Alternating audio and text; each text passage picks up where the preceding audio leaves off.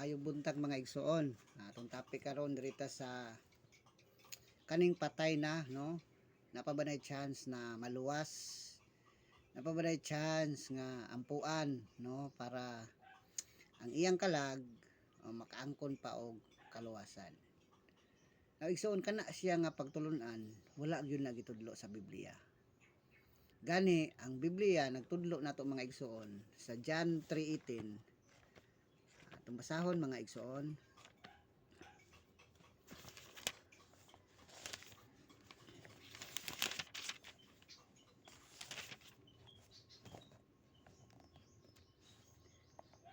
Ang pulong sa Ginoo nag-ingon, no?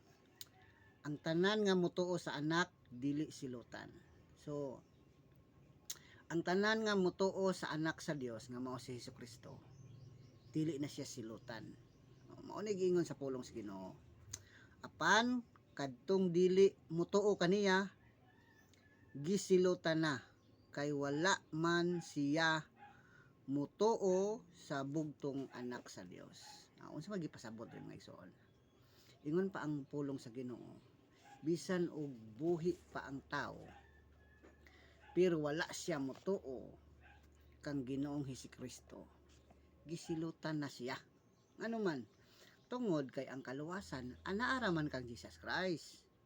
Wala na nay pulos ang imong pagampo, human siya mabugto siyang kinabuhi. Kung kana nga tao, wala na siya pagtuo sa bugtong anak sa Dios.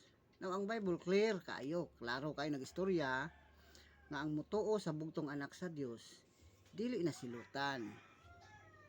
So bisan og ang tao igsoon nga wala na sa kalibutan, unya imo pa ng ampuan para maluwas, imo pa ng misahan para maluwas, dili na magpulos niya.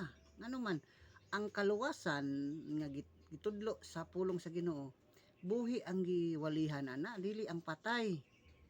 Now kung ang tao samtang buhi pa siya, nakaangko na siya pagtuo kang Ginoong Hesukristo, kana nga tao naluwas na.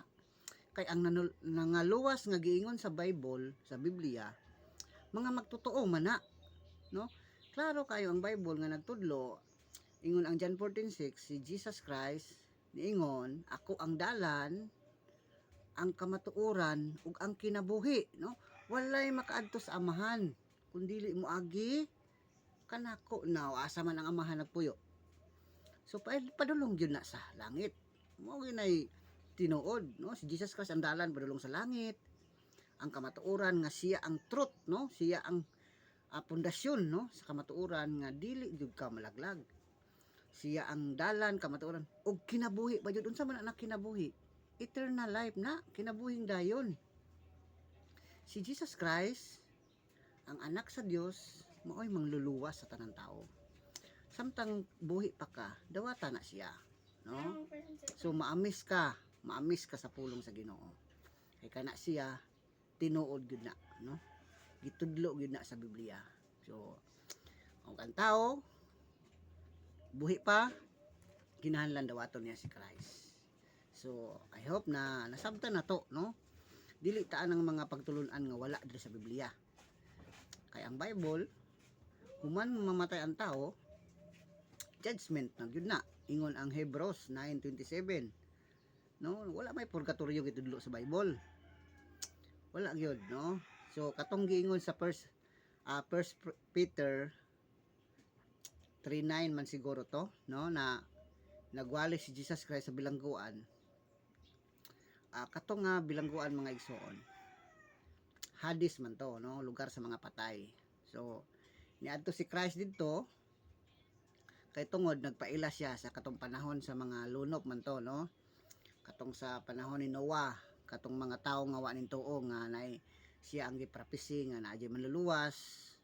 So nagpakita siya atong mga tawhana para i-prove nila nga naagyo manluluwas, kay naghan kay nagduha-duha. Now atong tiwason, no, unsa may pamaagi sa maadto sa impierno, unsa man nga sala sa tao. So unsa may hinungdan nganong maadto ang tao sa impierno? So atong basahon Revelation 21.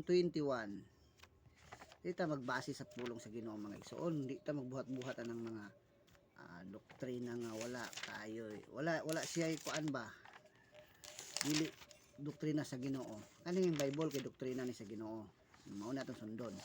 Revelation 21 verse 8. O tanawa diri ha, unsa gipangadto sa impierno.